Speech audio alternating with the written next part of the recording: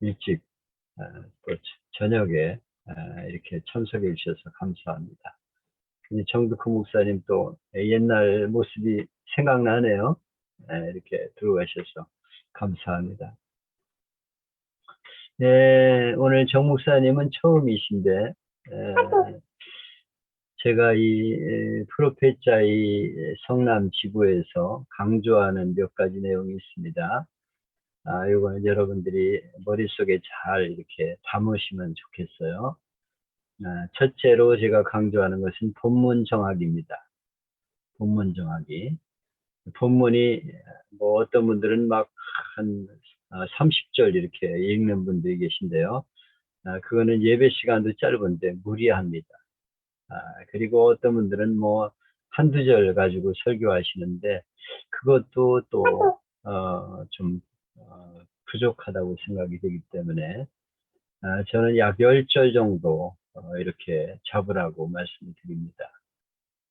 본문이 예를 들어 20절이면 그걸 다 읽지 마시고 가장 중요한 문맥이 들어있는 구절을 찾으셔서 그 구절들을 한 10절 정도 이렇게 정하시면 좋겠습니다. 다른 구절들은 설교할 때 다루면 되고요. 그 다음 둘째로 제가 강조하는 것은 본문에서 빗나가지 마라.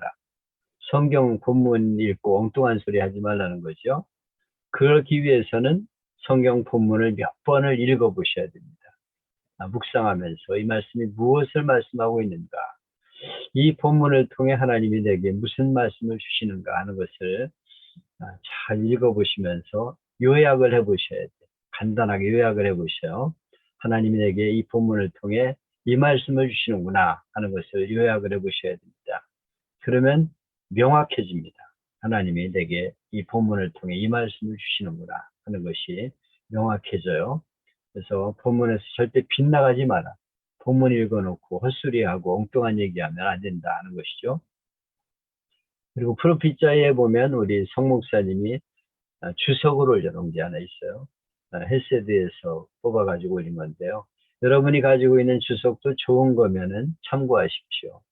근데 매튜이나 박윤선 주석 같은 건 제가 별로 추천하지 않습니다.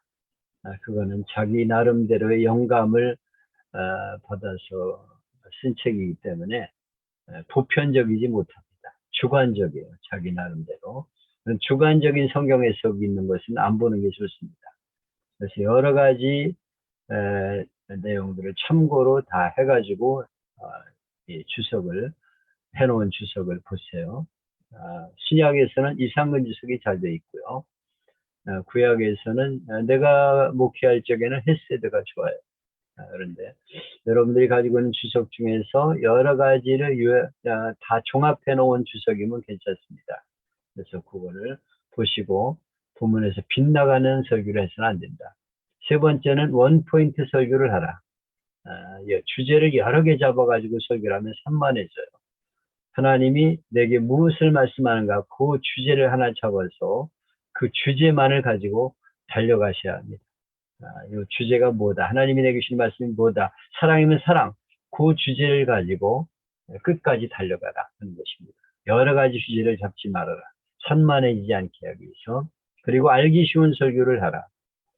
유식한 내용도 못 알아들으면 소용이 없어요. 여러분이 설교하면서 성도들을 쳐다보세요. 눈동자가 지금 어디가 있는지. 성도들의 대부분이 나를 향해 있으면 지금 알아듣는 설교를 하고 있는 겁니다. 그런데 성도들이 아래를 쳐다본다든지 주보를 들여다본다든지 이거는 귀에 안 들어온다는 얘기예요. 그래서 알아듣는 설교를 해야 돼요. 초등학교 4학년 이해할 수 있는 설교. 4학년 아이가 오늘 설교를 듣고 목사님이 무슨 말씀을 하셨어요? 이렇게 얘기할 수 있는 그런 설교가 되어야 한다 하는 걸 제가 강조합니다. 그리고 재미있는 설교를 하라. 내가 이렇게 정성껏 차려줬는데 왜 음식을 안 먹어? 그러면 안 돼요. 맛있어야 먹죠. 그래서 자기 구미에 맞는 설교가 되어야 되는데요. 딱 들으면 설교가 너무 재밌다 이런 마음이 들도록 해야 됩니다. 설교를 재미로 하는 건 아니에요. 그런데 맛있어야 먹는다는 것이죠. 내게 구미가 맞는 그런 설교가 되어야 한다는 것입니다. 너무 딱딱하고 어렵고 지루한 설교를 하면 안 된다는 거예요. 여섯째는 감동적 설교를 하라. 좋은 예화나 간증을 들어서 이 본문에서 말씀하고 있는 메시지를 이야기하기 위해서 예화나 간증을 하는 것이죠. 그것이 중심이 되면 안 돼요. 예를 들면 공중에 나는 새를 보라. 예수님 말씀하셨어요. 그는 새를 강조하는 게 아니잖아요. 새를 봐라. 걱정하지 않고 하나님이 다 돌보시 않느냐. 너희도 걱정하지 마라. 하나님이 다 돌보아 주신다. 공중에 새를 보라는 이유는 뭐예요? 저 평범한 이야기, 우리 삶을 세상에서 볼 수 있는 이야기, 흔히 볼 수 있는 이야기를 끌고 와가지고 걱정하지 마라. 하나님이 돌보아 주신다. 이 얘기를 지금 하고 계신 거거든요. 그래서 좋은 예화나 간증을 통해서 이 본문의 내용을 알기 쉽게 저들에게 감동을 주며 전해야 된다는 것입니다. 그리고 삶에 적용하도록 하라. 그 설교를 듣고 뭘 하라는 거야? 이렇게 생각하면 안 됩니다. 그건 메아리에 불과한 거예요. 이 설교를 듣고 뭘 어떻게 살라는 거냐 하는 게 확실히 나타나 있어야 합니다. 그래서 적용 있는 설교, 그 설을 결국 듣고 나는 이렇게 살아야 되겠구나 이렇게 결단할 수 있는 설교가 돼야 한다. 그리고 영혼 구원에 초점을 맞추라. 특히 낮 예배는 교회 처음 나온 사람에게 초점을 맞추는 설교를 하도록 노력하셔야 됩니다. 그래서 오늘 교회 처음 나온 사람이 내가 예수 믿어야 되겠구나 이렇게 결단할 수 있는 설교가 돼야 되겠다. 그리고 결론을 전도해 두라. 하나님이 이렇게 말씀하셨기 때문에 우리 이 말씀을 전해줘야 한다. 세상에 나가 전해야 된다. 결론을 전도해 두는 그런 설교가 돼야 한다. 그리고 하나님 아버지의 마음으로 전하라. 아버지 같으면 이 말을 자녀들에게 어떻게 전할 것인가. 하나님 아버지의 마음으로. 저들은 지금 세상 속에서 힘들고 어렵게 살아가는데 저들의 상처를 싸매어주고 위로해주고 용기를 주는 그런 메시지가 되어야 된다. 하나님 아버지의 마음으로 전하라. 그리고 설교를 너무 길지 않게 하라.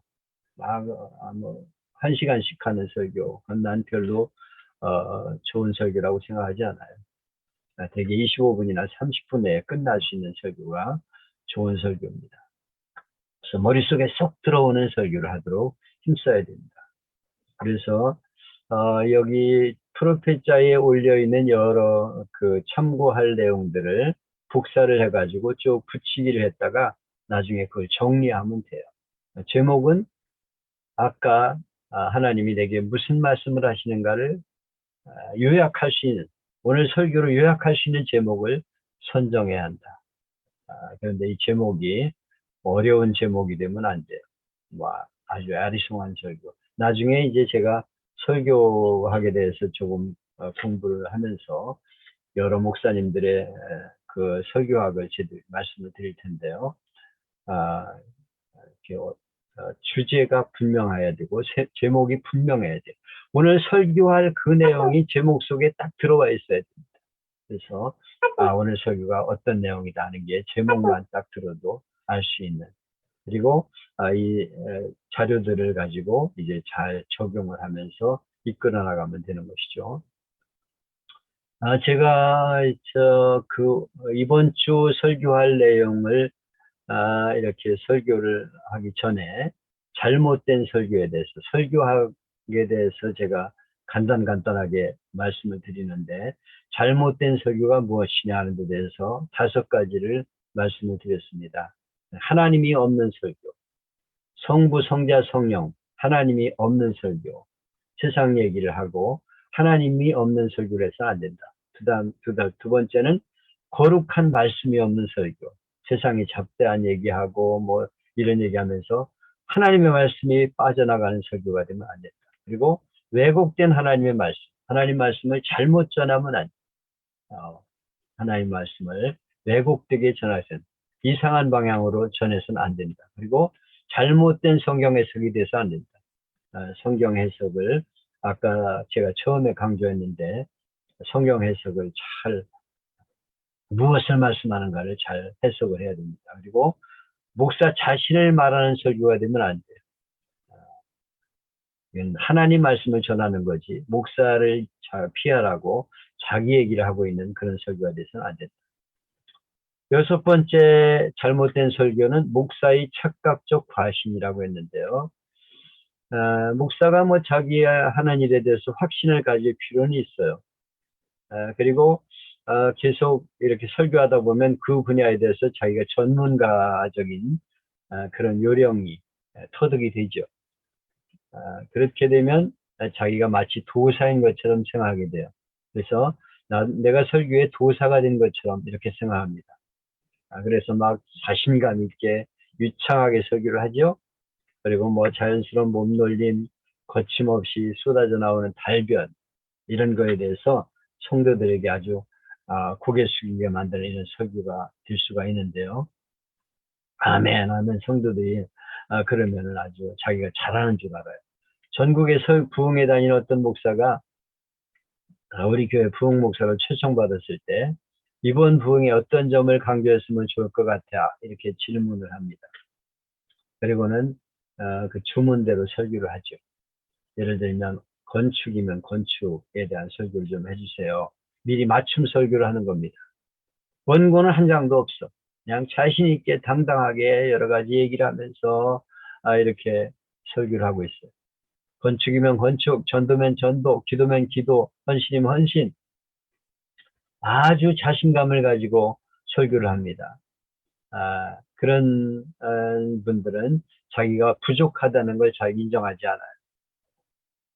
그러나 자기가 어떤 설교를 하고 있는가를 스스로 비디오에 담아서 볼 필요가 있습니다.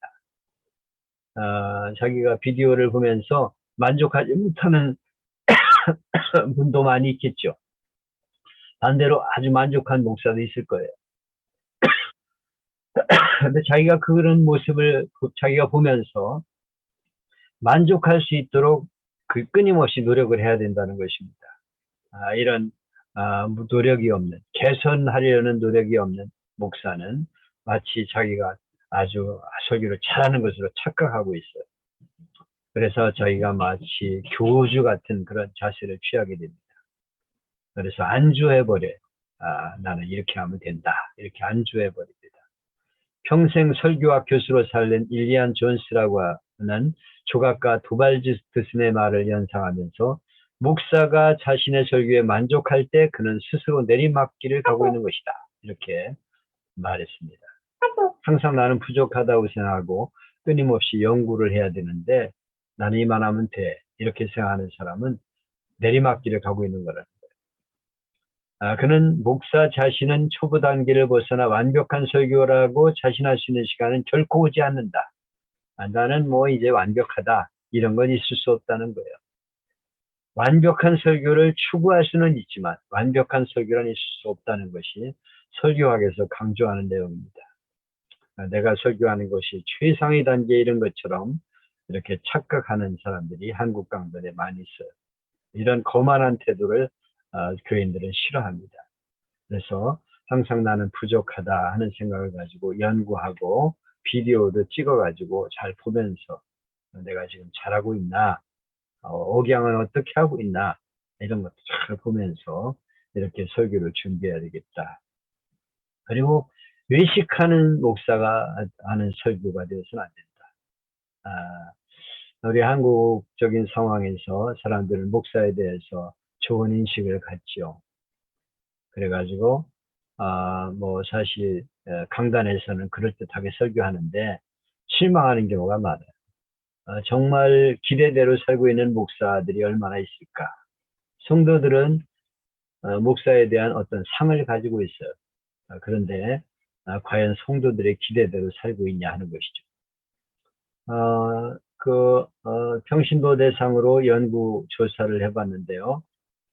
이런 질문을 했어요. 귀하는가 하는 설교자들에 대해 생각할 때 그들의 설교와 삶의 연관성이 어떻다고 보십니까? 여기 응답자의 80.2%는 완전하지는 못하지만 설교대로 살고 노력하는 것 같다. 이렇게 대답을 했고 10.3%는 설교자는 설교하는 대로 생활합니다. 그분은 그분 말씀대로 한 말씀대로 생활해요. 이렇게 말하는 사람 10%. 노력하는 것 같아요. 이렇게 말하는 사람 80%. 이건 상당히 이 서구에 비해서 높은 편입니다. 아주 설교자들의 좋은 생각을 가지고 있는 거죠. 근데 조사를 한 이 목사는 이런 현상은 이 땅의 유교문화 영향권에서 이렇게 그 좋은 인상을 가지고 그렇게 대하기 때문이었다고 이렇게 보고 있어요. 다시 말하면 유교문화에서는 존경하는 마음을 가지고 사람을 대한다는 거죠. 그래서 우리 목사님은 아주 좋은 분이야 이런 생각을 가지고 설교를 듣고 있기 때문에 이런 평가를 한다는 것입니다. 우리 민족의 전통적 방식에 의한 답이지 설교하는 목사가 실제 말씀대로 살고 있는 것을 확인했기 때문은 아니라 우리 목사님은 그래도 괜찮은 분이야 이런 생각을 갖고 있기 때문에 그렇게 말했다는 거죠. 설교하는 목사에 대한 기대가 너그럽고 관대한 사람의 대답이 그렇다 해도 설교는 솔직히 하나님 앞에서 자기 양심 앞에서 대답을 해봐야 됩니다. 나는 정말 내가 전달한 메시지대로 살고 있나 실천하고 있나 하는 데 대해서 스스로 돌아보면 많이 부정적인 대답을 할 수밖에 없죠. 설교자가 가져야 될 가장 아름다운 모습은 주님 모습이에요. 예수님의 모습을 닮아가기 위해 노력하는 것이죠. 과연 나는 내가 설교를 하면서 예수님 모습을 닮아가고 있는가를 돌아볼 수 있어야 됩니다. 우리 한국교회가 인구 비례 3%의 성도가 나머지 97%의 국민을 선도했던 그런 때의 목사상은 남다른 것이었어요. 일상생활에 있어서 누구도 따를 수 없는 헌신적이고 검소한 생활을 했습니다. 원수를 용서했고 밤을 새우며 나라와 민족을 위해서 통곡하며 나라를 위해서 기도했어요. 그가 풍긴 인격에 대해서는 참 고결한 분들이다 이런 생각을 가지고 있었습니다. 그게 한국교회 전통적인 목사들의 모습이었어요. 그러나 오늘의 목사는 물질의 풍요를 누리는 상류사의 생활인들로 변화가 되어서 너무 귀족이 되어 있어요. 그래서 마치 귀족 같은 태도를 가지고 살고 있다는 것이죠. 그렇지 못한 목사들은 자기도 그렇게 귀족 사이에 들어가기 위해서 온갖 작태를 벌이고 있다는 것입니다. 그래서 아주 추한 모습을 보이고 있는 목사들이 많이 있어요. 목사는 자기는 죄인이지만 주님 말씀은 바로 전한다 그러면서 자기가 선포한 설교와 생활의 그 이질 현상에 대해서 미화하고 있어요. 나는 이만하면 됐어 이런 생각을 갖고 있다는 것이죠. 근데 어떤 부흥사 목사의 부인이 하루는 부흥에 인도하는 남편에게 찾아와서 모든 성도들 보는 앞에서 당신은 집에 가면 낙이고 교회 오면 천사가 되니 나는 천사와 같이 살고 있다면서 강단에 입을 폈다는 이야기가 있어요. 강단에서는 천사인데 집에 와서는 낙이라는 거예요. 이렇게 우리는 살고 있지 않은지 한번 생각해 봐야 하겠다는 것입니다. 이것 때문에 우리 한국교회가 얼마나 큰 비극이 있는지를 한번 헤아려 봐야 합니다. 이렇게 되면 우리는 언젠가 망하는 세상이 되게 될 거예요. 목사가 존경받는 위치에 서기 위해서 끊임없이 우리는 노력해야 합니다. 우리 어렸을 때만 해도요, 목사님들이 참 헌신적이었어요. 교회에서 사례비 거의 못 받았습니다. 그냥 쌀맨말 성도들이 주는 성미 가지고 살았어요. 우리 성 목사님, 아버님 옛날 얘기 많이 하고 있는데요. 정말 어렵게 생활하면서 헌신적으로 살았어요. 내가 정말 방바닥에 불을 못 피고 살면서도 교인들에게 우리 방 차갑습니다 이런 말을 안 하고 산 목사들이 많았어요. 근데 오늘은 어떻습니까? 오늘은 목사가 사례비 조금 준다고 막 불평하고 막 싸우고 이런 모습도 보이고 있잖아요. 우리는 항상 예수님이라면 어떻게 살았을까 하는 걸 생각하면서 이런 겉과 속이 다른 이런 모습으로 살아서는 안 되겠다 하는 것입니다. 이렇게 우리가 생각할 수 있는 것은 착각적 과신 또는 외식하는 목사, 겉과 속이 다른 그런 목사가 되어서는 안 되겠다. 설교와 살아가는 삶이 다른 목사가 되어서는 안 되겠다 하는 것이 잘못된 설교에 대해서 말씀하고 있는 내용입니다. 오늘 본문은 마태복음 17장 1절로 9절인데요. 예수님이 세 제자를 데리고 변화산에 가서 변화된 모습을 보여준 그런 내용이죠. 그래서 베드로가 주님 여기 초막 셋을 짓고 하나는 주님을 위해, 하나는 모세를 위해, 엘리야를 위해서 초막을 셋을 짓겠습니다. 이렇게 말하죠. 그때 하나님이 이 말을, 그의 말을 들으라 이렇게 말씀을 하고 있었다는 거죠. 근데 그들이 이렇게 변해서 체험을 하고 있는 그런 내용이 오늘 본문의 내용입니다.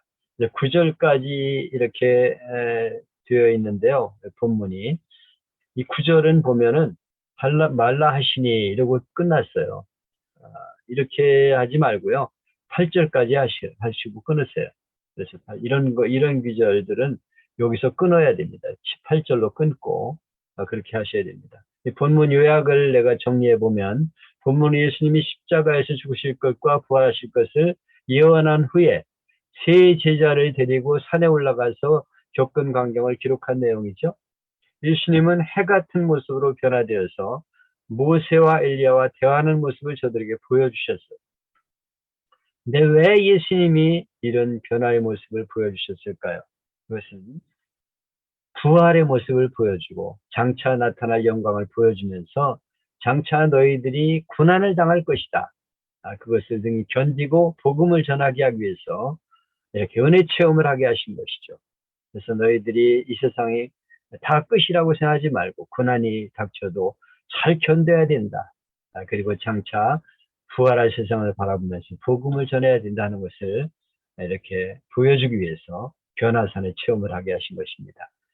내가 이때 2014년에 제목을 잡아가지고 산 아래로 내려가자 하는 제목을 잡아서 설교를 한 내용을 한 편 실었습니다. 여기 송 목사님이 이렇게 이 교재에서 다룬 거는 베드로후서인데요. 베드로가 산에서 겪은 내용을 이렇게 설교한 거를 이렇게 본문으로 잡았는데 그 베드로후서를 가지고 설교한 설교는 거의 없습니다. 그래서 내가 직접적으로 이 변화선 사건을 본문으로 잡아가지고 설교한 걸 실어놨어요. 오늘은 교회력으로 예수님의 산상 변모주일입니다. 변화선에서 예수님 모습이 변형된 것을 기념하는 것을 주일이죠. 왜 이 날을 기념하여 지키는 걸까요? 우리도 예수님처럼 변화될 부활의 모습을 돌아보며 이 땅에서 사명을 다하자, 그런 뜻으로 산상 변모주일을 지키는 것입니다. 오늘 주시는 말씀을 통해 우리의 신앙이 확실해져서 하나님의 영광을 위해 살아가는 삶이 되기를 축원합니다. 옛날 시골에서 엿장수가 나타나면 동네 아이들이 막 모여들었죠. 여러분도 뭐 그런 경험이 있는지 모르겠어요. 우리 어렸을 적에는 엿장사 나오면 막 그냥 고무신 뭐 어디 쇠 조각 이런 거 막 주워 가지고 가가지고 엿 바꿔 먹었어요. 고물 같은 거 가지고 와서 바꿔 먹었습니다. 그런데 이런 고물이 없는 아이들은 엿장수 좌판 주편에 물 둘러서서 다른 아이들이 엿 먹는 걸 구경하면서 침을 삼켜요.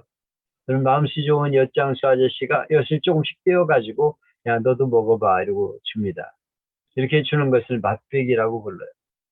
맛배기를 주는 거는 선심 쓰는 것이기도 하지만 일종의 판촉 활동이에요. 먹어보고 나서 다음에 사 먹으라 그런 뜻으로 주는 거죠.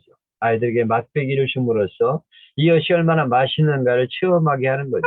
맛배기는 그 맛이 어떤 것인가를 알 수 있게 하기 위해 주는 거죠. 여기 본문은 예수님이 제자들에게 천국을 맛배기로 보여준 장면이에요. 앞장에서 나오는 16장에 보면 예수님이 장차 예루살렘으로 올라가서 장로들과 제사장에게 서기관들에게 많은 고난을 받고 죽임을 당할 것이다. 그리고 3일 만에 살아날 것이다. 이렇게 말씀했죠. 하나님이 예수님을 보내 세상을 구원하려는 그 계획을 구체적으로 공개하는 순간이 바로 16장에 나옵니다. 근데 제자들의 믿음은 아직 미성숙한 상태예요. 이게 무슨 소리야? 저들은 깜짝 놀랐습니다. 메시아이신 예수님이 왜 예루살렘에서 유대인들이 고난당하고 죽임당해야 되는지를 이해할 수가 없었어요. 그래서 이 제자들의 불안을 잠재우고 확신을 심어주기 위해서 천국의 영광을 맛배기로 보여주려고 세 제자를 대표로 데리고 올라간 것이죠. 여기 본문에서 우리가 얻을 수 있는 몇 가지 교훈은 첫째로 고난은 영광의 전주곡이다 하는 것을 보여주고 있어요. 엿새 후에 예수님이 베드로와 야고보와 요한 형제 요한을 데리고 따로 높은 산에 올라가셨더니 그들 앞에 변형되사 얼굴이 회같이 빛나며 옷이 빛과 같이 휘어졌더라. 엿새 후에는 어떤 날을 말하냐면 예수님이 변모 사건은 자기가 죽음과 부활을 예고한 지 엿새 만에 일어난 사건이었다. 이렇게 말씀하고 있습니다. 이렇게 날짜를 명기한 것은 예수님의 죽음의 예고와 변모 사건이 연관이 있는 사건임을 강조하는 겁니다. 예수님이 자기의 처참한 죽음을 예고하셨을 때 베드로는 말렸잖아요. 주여 그리하지 마옵소서 이러면서 말렸어요. 그런데 이런 죽음 후에 찬란한 영광의 있음을 보여주기 위해서 하나님은 예수님의 영광스러운 모습을 저들에게 보여주신 것입니다. 베드로와 야고보 요한은 산 위에서 천국을 맛보고 있는 거예요. 예수님의 옷이 빛처럼 휘어지고 얼굴이 해같이 빛났습니다. 우리가 해를 똑바로 쳐다볼 수 없듯이 예수님의 얼굴을 똑바로 쳐다볼 수 있을 만큼 빛난 얼굴이었어요. 해같이 빛나는 얼굴이었습니다. 이를 통해 하나님은 우리의 모습이 얼마나 부활했을 때 아름답고 찬란한지를 보여준 거죠. 여러분들은 송충이가 변해 나비가 되는 걸 알죠? 흉충한 색깔의 털이 숭숭 나고 나뭇잎을 갉아먹는 송충이를 보면서 알록달록한 날개를 달고 하늘을 나는 아름다운 나비를 상상하기가 어렵습니다. 아니, 송충이가 어떻게 나비가 됩니까? 이해가 되지 않아요. 그런데 송충이가 나비가 된다니까요. 우리의 현재 모습은 아무리 아름답다 해도 송충이 정도예요. 송충이. 그러나 부활한 몸은 아름다운 나비처럼 변화될 것을 말씀하고 있는 것이죠. 여러분 나이가 들어서 쫄골이 쭈글쭈글해지고 신체가 약해진다고 슬퍼하지 마십시오. 우리도 언젠가는 변화될 것입니다. 질병으로 망가진 몸을 입고 사는 분들도 낙심하지 마셔야 합니다. 왜냐하면 부활한 몸은 우리의 연약한 육신을 헐헐 벗어버리고 아름답고 건강한 모습을 입게 될 것이기 때문이에요. 그래서 예수님은 이런 부활한 모습을 보여주면서 너의 모습이 앞으로 이렇게 변화될 것이다 하는 것을 저들에게 맛보기로 보여주신 것이죠. 또 세상 떠난 분들이 살아있다는 걸 보여주고 있어요. 부활의 모습을 보여주고 있는 것입니다. 그때 모세와 엘리야가 예수와 더불어 말하는 것이 그들에게 보이거늘 몇천 년 전에 죽은 이들이 눈앞에 나타나는 걸 보게 되었어요. 모세가 3,000년 전 사람입니다. 엘리야가 얼마나 오래전 사람입니까? 근데 그들이 예수님과 함께 대화하는 것을 저들에게 보여주셨어요. 이것은 죽음이 끝이 아니다. 다시 부활한다는 것을 저들에게 보여준 것입니다. 어느 선교사를 후원하던 목사님이 몰도바의 이태영이라는 선교사님에게 어떻게 몰도바를 가게 되냐고 물었어요. 그가 기도하는 중에 몰도바로 가라는 하나님의 음성을 들었다 그랬습니다.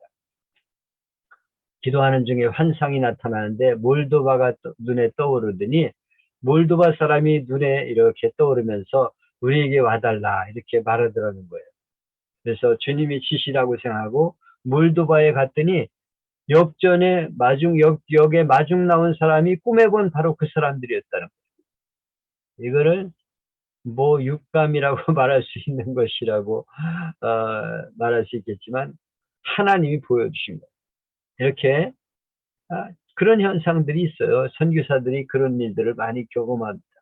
그리고 정말 그런 간증하는 사람들이 많잖아요. 내가 이렇게 어떤 건물을 봤는데 하나님이 그 건물을 사라 그래가지고 가서 봐니까 바로 그 건물이었더라. 그래서 자기가 교회를 사게 되었다 이런 말도 하는데요. 이런 체험을 하게 하신 거죠. 그래서 소개하지 않아도 우리는 모세, 엘리야, 바울, 베드로를 알아본다는 것이죠. 부활한 주님 모습을 이렇게 우리가 천국에서 장차 만나보게 될 것이다. 우리가 예수 믿고 돌아가신 신앙의 선배들은 천국에서 지금도 살아계십니다. 우리가 세상을 떠나면 그분들을 만나 영원토록 즐겁게 살게 될 것입니다. 여기 지금 보여주고 있잖아요. 3,000 전에 모세, 엘리야를 직접 보여주셨어요. 돌아가신 부모님, 조부모님, 친지 그들을 볼 수 있는 날을 믿음으로 바라보셔야 됩니다. 남북이산 가족을 보셨죠. 상봉 보셨죠. 부모 형제 이별이 얼마나 가슴 아픕니까? 그러나 더 슬픈 건 뭐냐면 천국과 지옥으로의 영원한 이별이에요. 이 영원한 이별. 이게 영원한 이산 가족입니다. 그래서 우리는 우리의 가족과 친지를 어떻게든지 구원해내야 합니다. 왜냐하면 다시 부활할 날을 우리가 알고 있기 때문에. 그때 땅을 치며 후회하지 않도록 부모와 가족과 형제들을 기도하며 쉬지 않고 전도해서 부활의 날에 주님을 그분들을 만나는 그런 은혜가 있기를 축복합니다. 셋째는 은혜를 받았으면 산 아래로 내려가야 된다는 거예요. 4절로 8절에 보면 예수님 얼굴이 해처럼 변화된 것을 본 제자들은 모세와 엘리야를 만나고 나서 완전히 천국을 경험했어요. 그때 갑자기 빛난 구름이 그들을 덮으면서 소리가 나기를 이는 내 사랑하는 아들이요 내 기뻐하는 자니 너희는 그의 말을 들으라. 이 세상을 구원하러 오신 예수님이시니 너희가 그의 말을 들으라 이런 음성을 듣게 되었습니다. 이 제자들은 너무도 두려워가지고 엎드려 있다가 예수님이 일어나라 두려워하지 말라 그러는데 눈을 떠보니까 예수님 외에는 아무도 보이지 않더라는 거예요. 그래 베드로가 너무 좋아가지고 이렇게 말합니다. 주여 우리가 여기 있는 것이 좋습니다.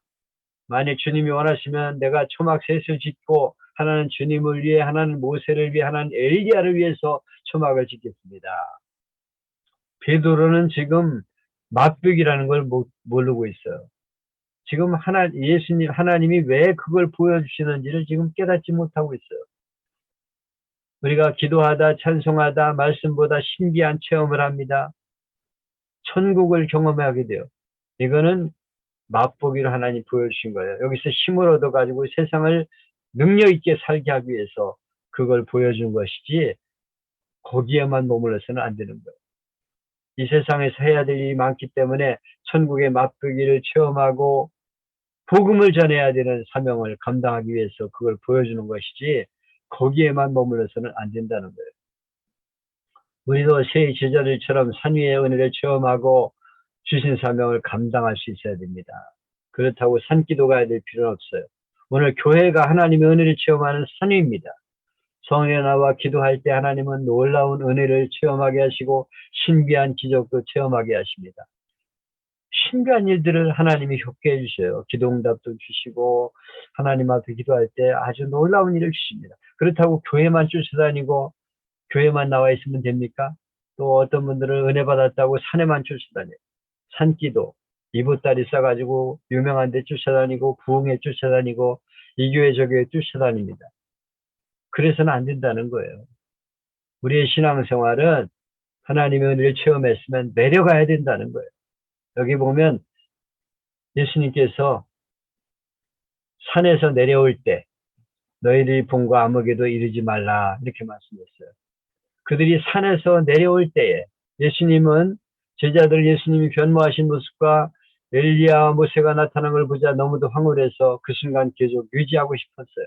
그래서 베드로는 초막셋을 짓고 싶습니다. 초막셋을 거기다 져서 어쩌자는 겁니까? 그 순간 놓치고 싶지 않아서 말도 안 되는 소리를 하는 거예요. 근데 예수님은 산 아래로 내려가자 그랬어요. 산 위에만 머물러서 안 된다는 거예요. 세상을 구원해낼 사명이 있잖아요. 산 위에만 머무르면 되겠습니까? 우리가 예수님과 더불어 사는 삶이 너무 좋아서 기도만 하고 찬송만 하고 싶을 때가 있어요. 은혜 생활이 너무 좋아 시선과 분리되어 살고 싶은 욕망이 생기기도 합니다. 그래서 어떤 이들은 은혜 받으려고 기도만은 쫓아다니고 은사자만 쫓아다니면서 안수를 받고 유명하다는 분이 있으면 여기가 기도받고 저기가 기도받고 기도받으러 도다녀요. 내가 아는 어떤 집사는요. 가정을 버리고 지금 저 지방에 있는 기도원에 가서 있습니다. 남편과 애들을 그냥 두고서 지방에 내려가 있다니까요. 거기가 좋대. 거기서 은혜를 받고 자기는 거기서 살아야 된다는 거예요. 아니 지금 집에 와가지고 남편도 돌보고 애들도 돌봐야 되는데 가정은 관심이 없고 거기가 좋사오냐. 오늘 이런 신앙생활이 되어서는 안 된다는 것이죠. 그래서 안 됩니다. 기도하다가 예배드리다 은혜 받았으면 산 아래로 내려가야 돼. 세상 속으로 나가야 됩니다. 세상을 구원하기 위한 사명을 감당해야 된다는 것이죠. 미국의 부호 카를로스는 60대 파산하고 큰 병을 얻어 병실에서 절망감으로 잠을 못 이루고 있었어요. 근데 어느 날 새벽 병원 채플에서 찬송 소리가 들려왔습니다. 너 근심 걱정 말아라 주 너를 지키리. 어떤 여인이 부르는 찬송이었는데 그 찬송을 듣는데 하늘의 음성으로 들렸어요. 그는 채플로 기어가 가지고 하나님 앞에 회개하고 기도하고 교만을 버리고 하나님께 돌아옵니다. 건강을 얻고 넉마주의를 하고 총무딱지를 운영해서 나중에 미국의 부호가 되었습니다. 그는 예수님 잘 믿었더니 넉마주의를 대부호가 되게 했다고 간증합니다. 그래서 부자가 되어 교회를 짓고 선교하면서 하나님의 영광을 위해 살았어요. 우리가 잘 사는 것으로만 끝난다면 변화산 위에 서 있는 베드로의 신앙에 불과한 거예요. 잘 사는 것만 즐기며 인생을 보낸다면 그는 1차원적인 인생을 사는 겁니다. 철학자 키엘 케굴에 의하면 원시적 인생을 사는 것과 다름이 없다는 거예요.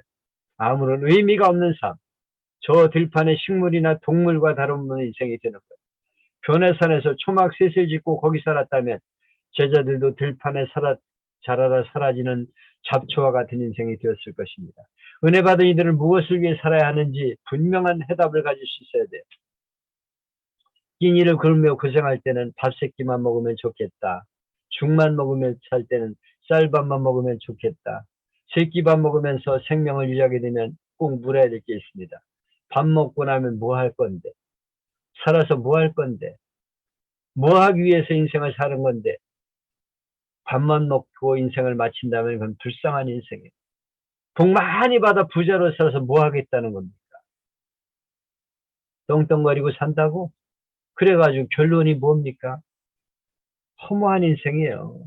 이 질문에 대한 바른 대답을 가질 수 있어야 인간답게 사는 것입니다. 그것을 사명을 찾아 사는 삶이라고 성경은 말씀하고 있어요. 여러분 기왕에 세상을 살아가는데 못 살지 말고 잘 살아야지요. 끼니를 굶는 것보다 먹는 게 좋고 뭐 또 그러나 먹는 것으로 끝난다면 불쌍한 인생이에요. 우리에게 기대하는 하나님의 기대가 있습니다. 그것은 복음을 전해 세상을 구원하고 생명을 구원하는 것, 그것이 우리의 사명이라는 거예요. 그 사명을 위해 우리는 산 아래로 내려가야 합니다. 땅으로 내려가야 돼요. 사람이 살고 있는 땅으로 내려가야 합니다. 저들에 가서 복음을 전해 저들을 구원하는 것이 우리의 사명인 것을 깨달아야 합니다. 예수님은 주님을 위해 일하는 자에게 보상을 약속하시죠. 예수님 이 사건을 통해서 십자가를 두려워하는 제자들에게 부활체의 모습을 보여주셨어요. 그리고 장차 나타날 영광스러운 보상을 저들에게 보여주셨습니다. 하늘의 영광은 땅의 영광과 비교할 수 없죠. 예수님의 얼굴이 변형되었었는데 얼굴이 해같이 빛나고 옷은 빛과 같이 휘어졌더라. 마가는 예수님의 옷이 광채가 났는데 세상에서 빨래하는 자가 그렇게 희귀할 수 없을 만큼 휘어졌다고 기록했습니다. 이 세상의 영광과 하늘의 영광이 비교할 수 없다는 것을 말씀하고 있는 것입니다. 여러분, 십자가 뒤에 영광이 있다는 것을 믿어야 합니다. 십자가의 길이 힘들고 복음을 전하기가 어렵지만은 영광으로 보상해 주는 것을 우리는 믿어야 합니다. 바울은 말했습니다. 현재의 고난은 장차 우리에게 나타날 영광과 좋게 비교할 수 없도다. 변화산의 모습은 천국의 맛보기에 불과합니다. 어찌 하늘의 영광을 다 보여줄 수 있겠어요? 하나님이 조금만 맛보기로 보여주신 거예요. 근데 베드로는 황홀한 영광에 설치되어서 여기에 초막셋을 짓겠습니다. 그랬어요. 저는 베드로의 솔직한 고백을 탓하고 싶지 않아요. 베드로의 인간적인 약점을 비난하고 싶지도 않습니다. 오히려 베드로의 입을 통해 하늘의 영광이 얼마나 대단한가를 전하게 하셨습니다. 초점을 하늘의 영광에 맞춰야 합니다. 이 세상의 영광과는 비교도 안 되는 영광, 그 영광을 우리가 바라보며 살아야 합니다. 텍사스의 한 할머니가 형제를 했습니다. 이 할머니는 수십 년 동안 부잣집에서 일했어요. 그런데 섬겼던 부자에게는 30년 전 집을 나간 외아들이 하나 있었습니다. 그 부자는 아들을 만나보지 못하고 세상을 떠났어요. 근데 유서가 없이 죽었어요. 시 당국에서 그 집의 가구들을 경매에 붙였습니다. 부자가 쓰던 물건이라 잘 팔려나갔습니다. 근데 아들이 사진이 들어있는 사진틀은 $5를 불러도 사는 사람이 없었어요. 그때 경매를 구경하러 왔던 노파가 손을 들었습니다. 내가 사겠습니다. 어렸을 때 애정을 가지고 돌보던 아들이 사진이기 때문에 제가 그 사진을 사겠습니다. 그랬어요. 그래서 노파의 모습이 너무 초라해 보여서 경매원은 $1만 냈어요. 그래서 사진틀을 넘겨주었습니다. 그런데 부자 유서가 사진틀 속에 들어있었어요. 그리고 유서의 내용은 뭐냐면 내가 사랑하던 아들의 사진을 가지는 이 사람에게 전 재산을 인계한다 하는 것입니다. 하나님 방법은 이와 같습니다. 아들을 사랑한 사람에게 부자가 전 재산을 넘겨주었듯이 하나님을 사랑하고 따르는 사람에게 천국의 영광을 주시겠다고 말씀하고 있어요. 천국을 기업으로 주시겠다고 말씀하고 있습니다. 그래서 우리는 하늘나라의 영광을 바라보며 주님의 가라가신 길을 가야 하는 것입니다. 우리가 세상에서 얻는 영광이 중요합니다. 세상에서 돈이 있으면 전도에도 도움이 되고 인기가 높은 명예나 높은 자리에 있으면 영향을 끼쳐 전도할 수 있죠. 그러나 거기에 머무러서는 아무것도 아닌 인생인 거예요. 끝나는 거예요. 세상에 우리가 돈 벌고 명예 얻고 권세 아무것도 아닙니다. 그걸 가지고 하나님의 복음을 전하기 위해 써야 돼. 돈을 가지고 세상 영광을 위해 쓰는 게 아니고 하나님의 영광에 쓸 수 있어야 돼. 높은 자리에 올라갔으면 영향력을 끼쳐 아랫사람을 구원해내야 합니다.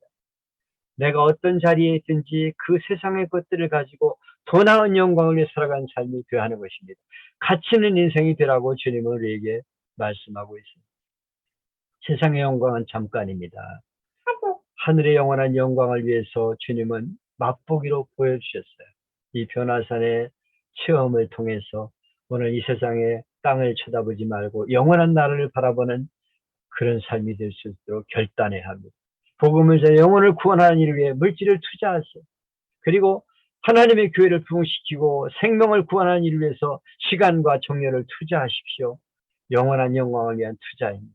주님께서 우리에게 장차 무한한 영광을 우리에게 보상해 주실 것입니다. 이런 은혜를 누릴 수 있기를 주님의 이름으로 축복합니다. 네. 10분 전입니다. 네. 네.